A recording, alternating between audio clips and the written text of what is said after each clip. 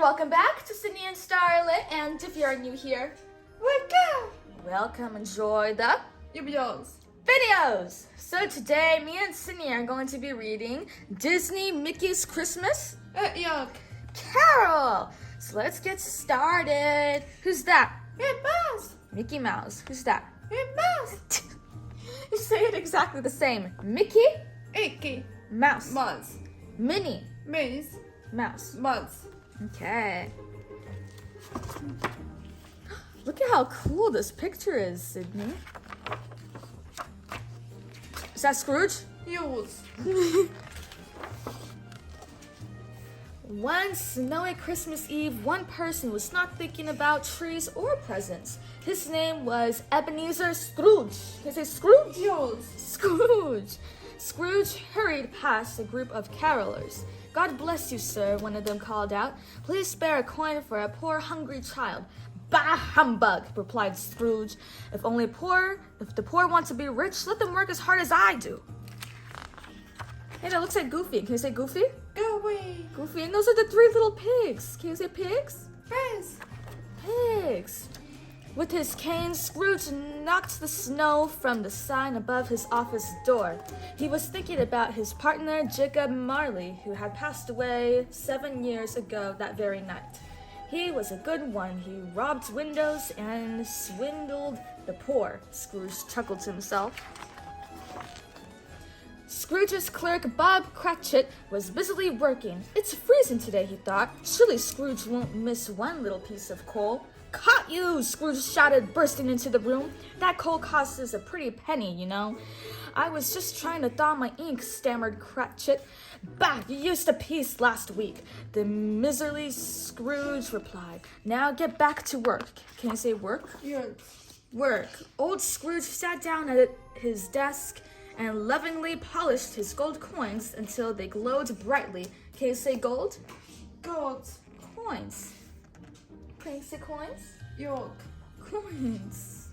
He weighed them on the scales and stacked them carefully on the desktop.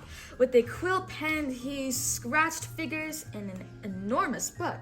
Suddenly, the door flew open with a bang. Can you say bang? Bang.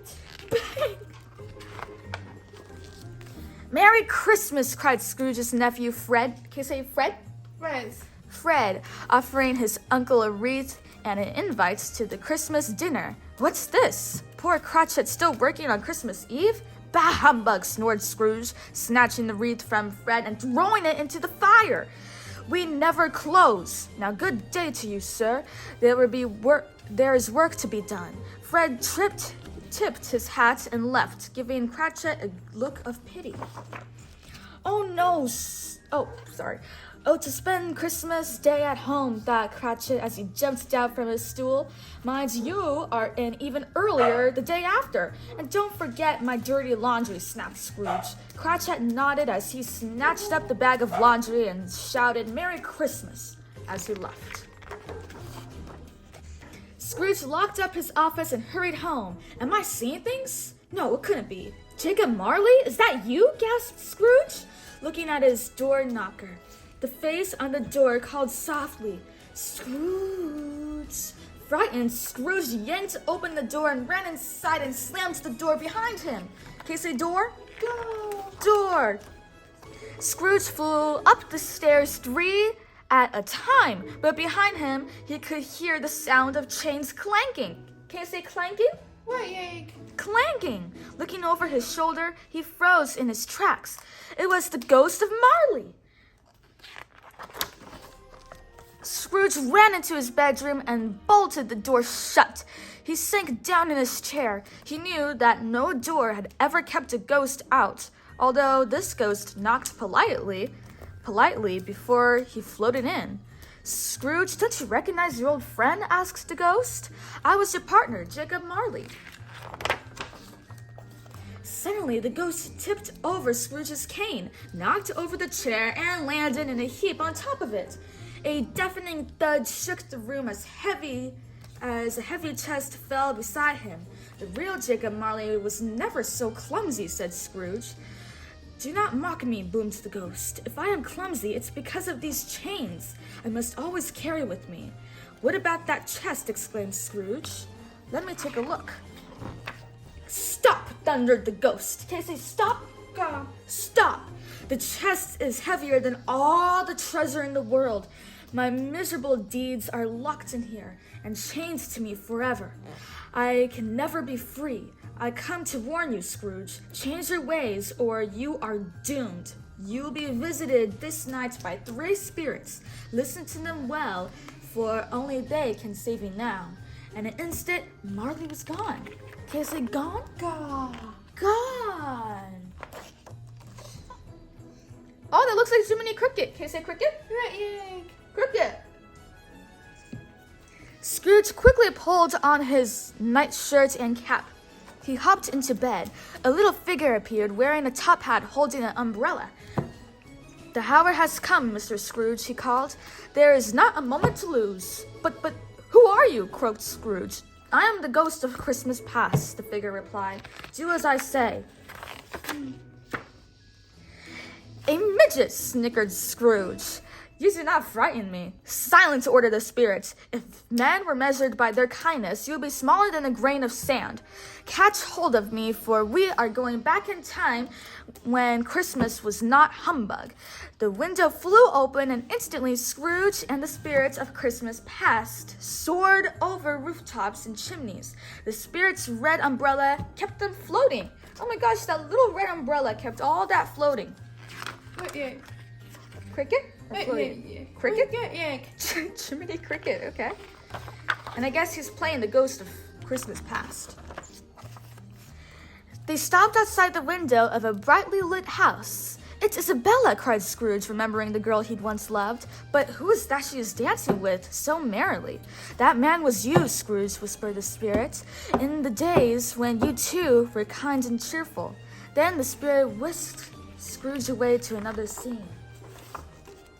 The old Scrooge sat behind his desk laden with money, but Isabella was crying. Can you say crying? Right. Crying. Your greed drove her away, Ebenezer, said the spirit. You were too merry, but you loved only money. I wanted us to be happy, to be rich, moaned Scrooge. You left her with nothing, accused the spirit. Suddenly, Scrooge found himself back in bed. That must have been a bad dream, he thought. Can you say bad? But Dream. weak. Dream, he thought. Then he thought of Isabella and how his love of money had ruined his chance of happiness with the girl he loved. Scrooge was sobbing into his pillow. Then he felt a heavy hand on his shoulder. I am the giant of Christmas present, boomed the giant. Oh, please spare me, cried Scrooge. The giant picked up Scrooge. So this is the ruse who swindles ladies, he chortled. Money cannot buy happiness, and only my generosity can save you now. Have a grape, why don't you? With that, the spirit took an enormous bunch of grapes from his pocket and dropped Scrooge onto it. Scrooge called out for help. I have the power to give you life, but what have you ever given? Said the giant. Let us take a look. There's no time to lose, the spirit cried, scooping up Scrooge. He pushed open the roof and stepped out. In seconds, the spirits and Scrooge had arrived in a tiny rundown house. Can you say house? Both. House. What a dreadful little house, exclaimed Scrooge, looking in the window. There's Bob Cratchit. Does he live here? The spirit scowled. Look how he lives, thanks to your generosity. Look at the food his family will eat this Christmas Eve. The hungry Cratchit family were about to eat the smallest goose Scrooge had ever seen. What is that huge pot on the stove? He commented. Your laundry, said the spirit. A small boy hobbled into the room, leaning on a little crutch. That is Tiny Tim, replied the spirit. He is very sick. He must have good food every day to make him well again. Can you say Tiny? Guy. Tim. Go. Tim. Good. Tim. Tiny little Tim. When Scrooge stepped back from the window, the spirit had disappeared. A smoky haze hung in the air. "Help!" he cried. "Don't leave me here! Come back!" Suddenly, Scrooge sneezed so hard that he went flying through the air, then landed on the soft snow near some tombstones.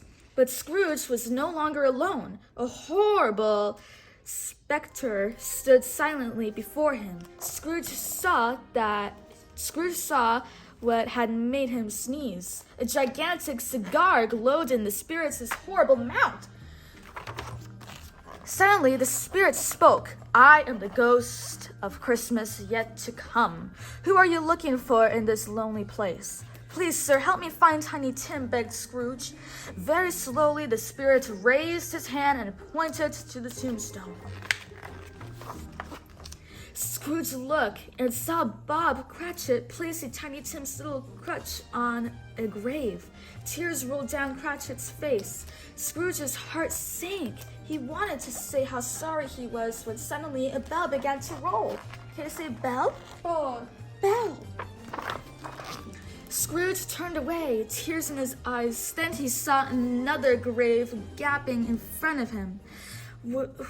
Whose lonely grave is this?" he asked the ghost of Christmas yet to come. "Why, yours," Ebenezer laughed the spirit, lighting another cigar.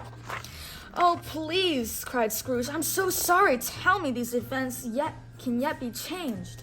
But the spirit just laughed and slapped Scrooge on the back. "Help!" screamed Scrooge as he went flying into the pit. As he fell, he remembered all the people he had robbed and swindled in the past. "I'll change! Let me out! Let me..." Suddenly another bell was ringing. Scrooge opened his eyes, jumped out of bed, and ran into the window. The sun shone brightly. It was Christmas morning. But if it is still Christmas morning," stammered Scrooge.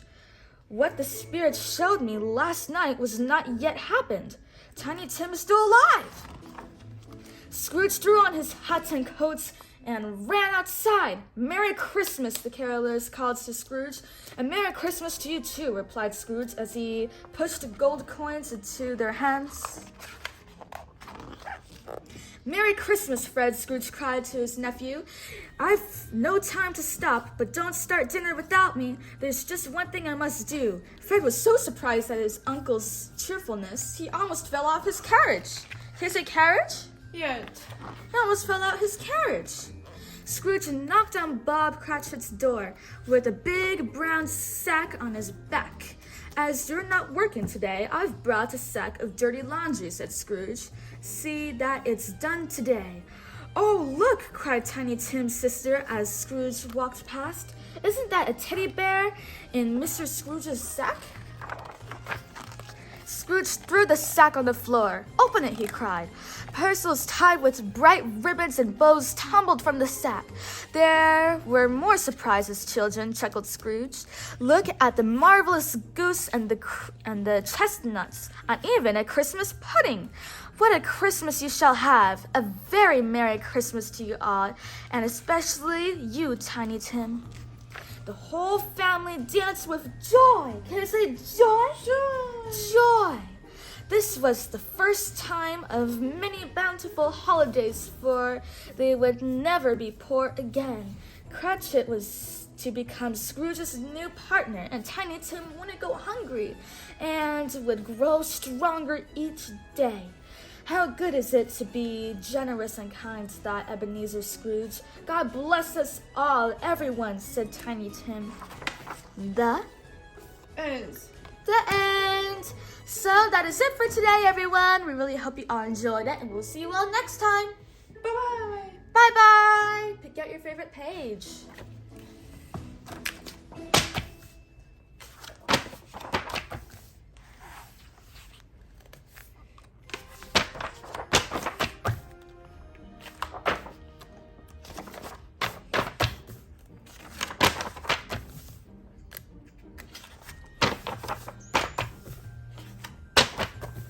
And he always picks out the best page in the book.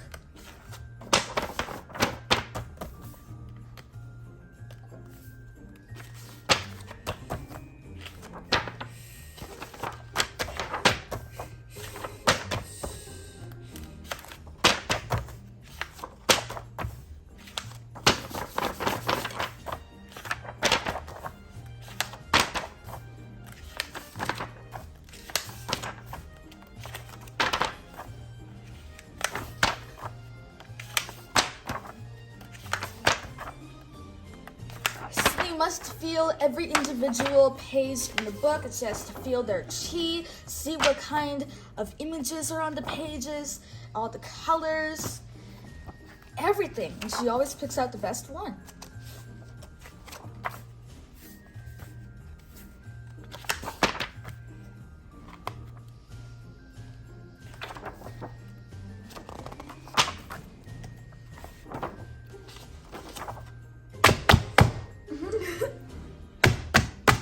That's a very good page, Sydney. Who's your favorite character? Mickey Mouse. Mickey Mouse played the role of Cratchit, if that was his name. I think I pronounced that right. Okay, bye everyone. Red Mouse. Mickey Mouse. Scrooge's clerk, Bob Cratchit, was busily working. It's freezing today, he thought.